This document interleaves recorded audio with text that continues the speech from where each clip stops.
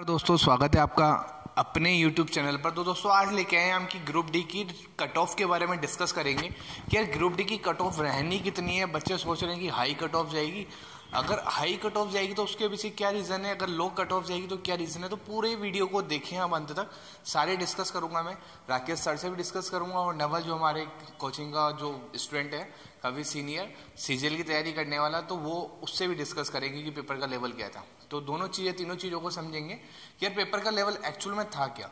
दोस्तों ऐसा है कि यार ग्रुप डी का जो पेपर का लेवल था वो ग्रुप डी का ना रह के कुछ हाई स्टैंडर्ड का लेवल था।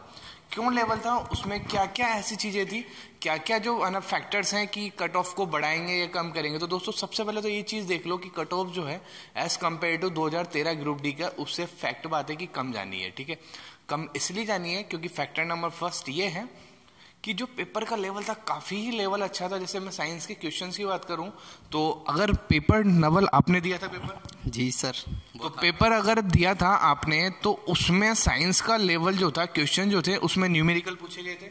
जी सर। न्यूमेरिकल में क्या आपको इतना भी पता चला कि यार क्या न्यूमेरिकल में फॉर्मूला क्या लगाना है या फिर न्यूमेरिकल कितने थे, ये चीज़ें हमें बताएं कि न्यूमेरिकल थे कितने। बहुत ज़्यादा सर।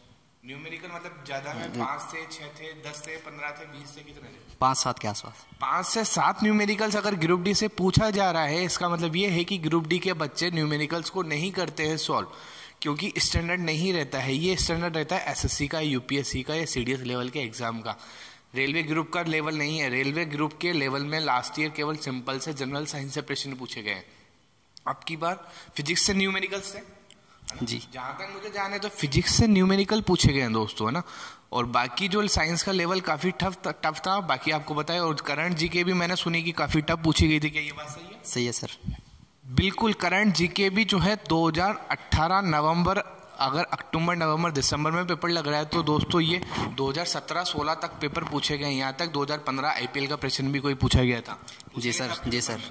2015 तक के करंट यानी लेवल जो है दोस्तों यहाँ से साफ क्लियर हो रहा है कि यार पेपर का लेवल अच्छा था। हालांकि मैथ्स थोड़ी सी इजी थी as compare to other exams, पर रीजनिंग का लेवल भी कोई अच्छा कोई कम नहीं था, उसका लेवल भी अच्छा था। और सबसे पहले बात करें कि पेपर ऑनलाइन था और 2013 में पेपर हुआ था वहाँ ऑफलाइन था। राकेश जी सर से पूछते हैं कि रीजनिंग का लेवल कैसा था, या 2013 में इजी था या 2018 में इजी था। राकेश सर प्लीज आप बताएं हमारे।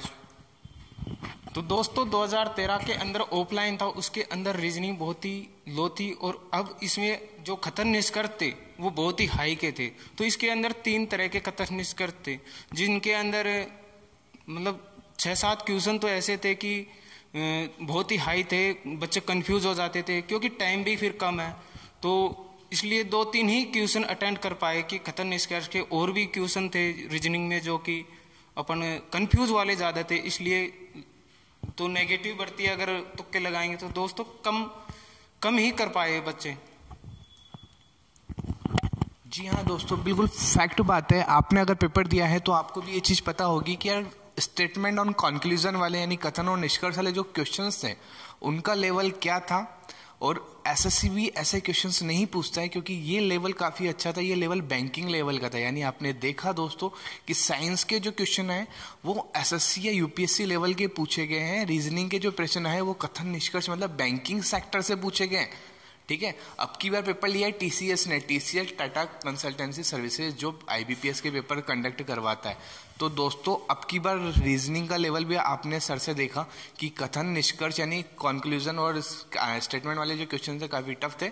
6 से 7 प्रश्न पूछे गए थे सर एक शिफ्ट में, एक क्वेश्चन में 6 से 7 के लगभग। एक पेपर में 6 से 7 अगर स्टेटमेंट वाले क्वेश्चन बनते हैं तो दोस्तों नॉर्मलाइजेशन के कारण, नेगेटिव मार्किंग के कारण, नेगेटिव मार्किंग भी 1/3 थी। उस कारण बच्चों ने 6 से 7 वाले जो क्वेश्चन थे जिनमें कंफ्यूजन रहती है कि सही जाएगा या कम जाएगा, तो केवल 2 या 3 क्वेश्चन ही अटेम्प्ट किए थे उसमें भी। तो दोस्तों आपने देखा रीजनिंग का लेवल हाई और जीके, करंट जीके का लेवल हाई। तो स्टैटिक जीके कम ही पूछी गई थी मेरे हिसाब से। स्टैटिक जीके जो नॉर्मल जीके थी, जी सर, कॉन्स्टिट्यूशन हो गया, संविधान, ज्योग्राफी, इनके क्वेश्चन हाँ बहुत कम पूछे गए थे, बहुत कम पूछे गए थे। लेकिन प्रीवियस में जो प्रीवियस पेपर हुआ था 2013 में ग्रुप डी का, उसमें ये चीजें ज्यादा थी, पेपर का लेवल कम था। तो दोस्तों आप बिल्कुल जानोगे कि यार अब की बार कट ऑफ जो है बहुत कम जानी है। कम मतलब 20, 30, 50 भी नहीं जानी है। तो मैं बात कर लूं अगर कट ऑफ के ऊपर, तो कट ऑफ अगर अपन बात करें तो कट ऑफ में दोस्तों मैं बात कर लेता हूँ, एक ओवरऑल बात कर लेता हूँ ना, जोन वाइज का अभी मेरे पास टाइम नहीं है तो मैं बात कर लूँ कि जोन अगर टोटल फाइनल कट ऑफ की बात करें रेलवे ग्रुप डी की जनरल की कट ऑफ, तो जनरल की कट ऑफ दोस्तों आप देख सकते हो कि 65 से 70 के बीच में लाई कर सकती है, ठीक है, 65 से 70 के बीच में लाई कर सकती है। ये फाइनल कट ऑफ की बात कर रहा हूँ। फाइनल कट ऑफ का मतलब ये है कि आफ्टर नॉर्मलाइजेशन जो बच्चों के मार्क्स आएंगे, अभी मार्क्स आपके हैं उसमें नॉर्मलाइजेशन के बाद ऐड होंगे मार्क्स, और नॉर्मलाइजेशन का फॉर्मूला भी जुड़ेगा उसमें। नॉर्मलाइजेशन का फॉर्मूले जो जुड़ेगा उसके बारे में मैंने आपको एक वीडियो बना रखा है, तो आप डिस्क्रिप्शन में लिंक से वहाँ से डाउनलोड करके देख सकते हैं। ओबीसी की बात करूं दोस्तों, तो ओबीसी में आप +-5 कर सकते हो, -5 सॉरी।